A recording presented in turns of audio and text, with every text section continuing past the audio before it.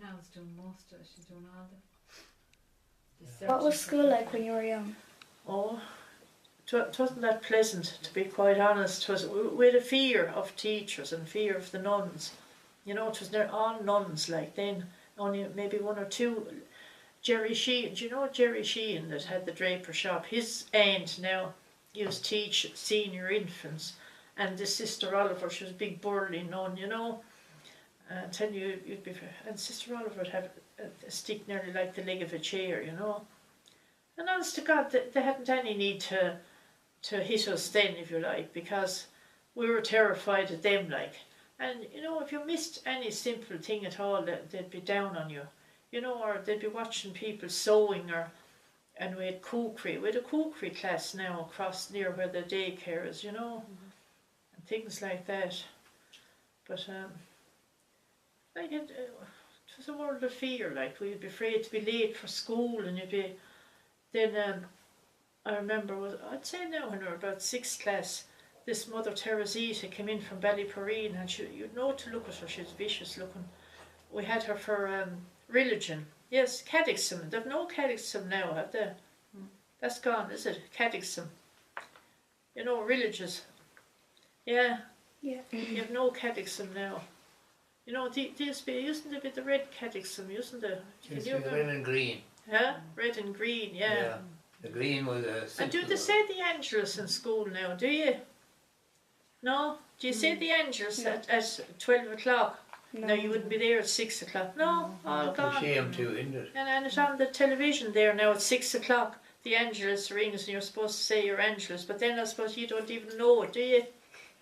You know? Was Irish important then? Oh, Irish. I hated Irish because the thing about the Irish, there was different types of Irish. There was the Kerry Irish and the Connacht Irish, you know. And I think it confused people too about that, you know. But I'd love to be good at Irish now after saying all that. I was just saying the fella on T&G there now, T.G. Cahir, doing the matches, of course, he has to be fluent in Irish, you know. That it is nice that way, isn't it? Well, what playground games would you play? Do you know what do you call that thing? You'd have these squares and what do you call it? Hopscotch, isn't it? Hopscotch. Yeah. Isn't it? Huh? Yeah. You'd be hopping from one to you'd make out this square with chalk, and you'd have them squared off like, and you'd have 1, 2, 3. You'd jump from square to square. Yeah, jumping from square to and skipping rope, skipping. You know, you'd have one end of it, and someone else would have the other end of it, and the person then would be skipping. You know, you just do this with it for you know, to skip with it. You know, should haven't any of that now. Well, did you have homework? Oh yeah, we had homework, yeah, we did. Yeah, and you'd be corrected on it. I was saying my father was school attendance officer, and once a week, or I think it's every once a week, they'd have this form, and if you were absent, we said it would have to be put on it why you were absent and all that, you know. But you know, they were very strict that time if you took a day off from school. But what I saw about the nuns, of course, they had their favourites too. We said the big shopkeepers and that, they didn't mind they missing school, like, you know. They could go off on holidays early and all that. They didn't mind, you know. So that's the way. Tell me about the childhood years in Cahir. Yeah, well, I'd be terrified as regards going swimming. We used to be only going paddling, like, you know. But down below at the back of Super Value, it continued down there. The first part you'd meet was called the Sandy Bank. And if you know there, do you know where they call the Lacca? Do you know where the Procol Hall is? Over along there, they call that the Lacca. And there's a red bridge, a railway bridge there. And under that, you go under that, and that part was called the Sandy Bottom. That'd be the deep end where if you want to go swimming or that, you know, which I wouldn't be into, you know, wouldn't ever go over there, that kind of way. But they were harmless times really, but to get to a dance then in the parochial hall. I'll tell you, you'd have to be in at night and everything. There'd be, you know, strict times. And dance in the castle now, it would be over at 11 or 12 o'clock, like. But then another thing about in latter years, the dances were up we say up where the co-op is now and that, and up there was a big dance hall there, and the dances would be on now from 9 maybe until 2 or 3 like in the morning, you know. Yeah, you know the way it turned out. And well, how did you travel around when you were young? Cycling. I had a big high Nelly bike, as they call it. Do you know the high bikes? I suppose they have so many modern bikes now. And it was either that or thumb a lift, which you wouldn't see anyone thumbing now because it's gone so dangerous, you know. You wouldn't be going on the bus because you wouldn't have the money to go. Or if you wanted to go to the pictures, you might get going on a Sunday night and you'd be begging for the money. You know, it'd be an old cowboy film on. Could you tell me about working in the mills? Yeah, well, we worked from 9 to 5, was our office hours, we say, you know, and with 5-day week, of course, and then across the mill where the Super Value car park is now, that was a big grain store there, you know, and the silo. They demolished the silo it's only about 2 or 3 years ago that's demolished, and they wanted to build a hotel there, didn't they? And Tashka objected to making out to destroy the view of the castle, but I mean, I thought that was silly anyway, saying to destroy the view of the castle, you know. But well, there's a lot I suppose, if I was to say about office staff, I suppose there could have been 20 at least office staff now. I'd have to count them up, you know. And out in the mill itself, I'm sure there was over 100, and the men used to have to clock in, of course, out in the mill, we say, you know, out in the flour part. That end of it.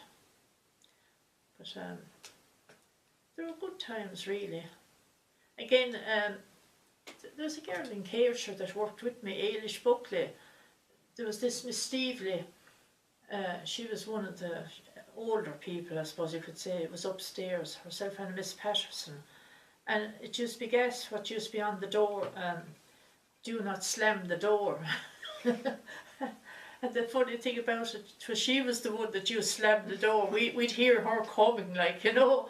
And we used to laugh at the idea they have this up, like, on her door, coming down the stairs. We'd hear her coming, you know. It wasn't that she was really in charge of us, but just that she felt, I suppose, that she was a boss, like, over us. Tell me about the children of Mary. Yeah, I had this blue cloak, we say, you know, just of kind of silky material, and a veil, you know. And then we used to have the processions. Well, of course, the procession would be around the town, we say. That would be the Corpus Christi procession, wouldn't it? Oh, yeah. Yeah. And then the May procession would be around the convent, you know, all around the whole grounds of the convent, we say, you know. That would be the May procession. Of course, them times we had the missions. Oh my God, I'll tell you, the missions, the Redemptorists especially, they'd be pounding the pulpit. You'd be terrified of them, you know. I think they'd need them back again. Them times back again. Did you grow your own vegetables Yeah, at home? my father that used to grow all the cabbage and potatoes and everything. You know, people were self-sufficient in them times, like, you know. And what's the else I want to say? There's something to do with that now. Oh yeah, the onions. He used to grow onions, and you'd get the job of tying them up, you know, to harvest them, tie them up, and to be hanging down on a string, we say, you know, to kind of, what's the word for it, what's the word for it? Huh? You tie them up in a bundle, that's all. No, not in the bundle, they'd be hanging down, we say, the strings. Suspended from the ceiling. Yeah, to store them, like, you know, yeah. And timber, when we used to cut timber, no, did you ever see that? You'd see them selling now, sure, what do you call them, the horse. They call it a horse. it's a thing for holding a thing of timber, we say. And we used to have to cut, my sister and I used to have to cut the timber with this long saw. There'd be a handle at each end, over and hither.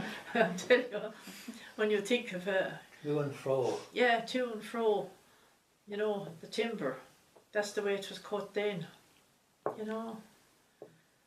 Ah, sure. We never had to collect turf, of course, because should there be people. You know. Had you animals at home?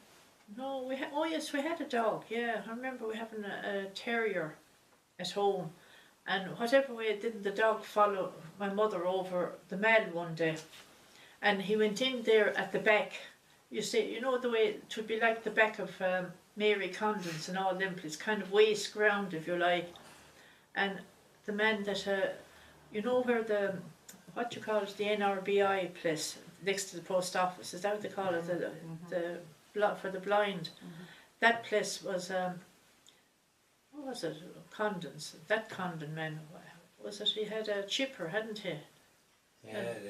But anyway, he had greyhounds and they'd be at the back, and our dog went into this waste ground, I said, over the mall, went into where and of course they tore the poor dog asunder, you know, so that finished us and the dogs. What would Christmas be like back then? Oh, Christmas was just, you wouldn't have any turkey. We never had turkey for Christmas. It was either a goose or duck, you know. I think turkeys became a more modern thing in latter years, you know. There was never any. And I tell you, for your dinner, you'd eat what would be put in front of you. I suppose this is where, I suppose the times, like you see nowadays, there's such a variety of stuff now, aren't there?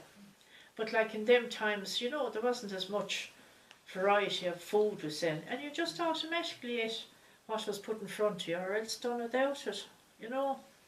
We weren't spoiled, I suppose, that way, and we were quite happy, I suppose, to do it too, you know. Ah, sure, that's the way. Would you get like presents? Well, I had an aunt and she was a teacher, and she would send me 10 shillings at Christmas, and I thought it was like winning the lotto. Yeah, I'd write her at Christmas, you know, and she'd send me 10 shilling note. But you wouldn't get that many presents otherwise, like, you know, only something very simple, like, you wouldn't be getting any, or even our birthdays now, there'd be no such thing as having big parties or anything for your birthdays. Sure they wouldn't. Yeah, God, they wouldn't. To just pass as another day, like, you know.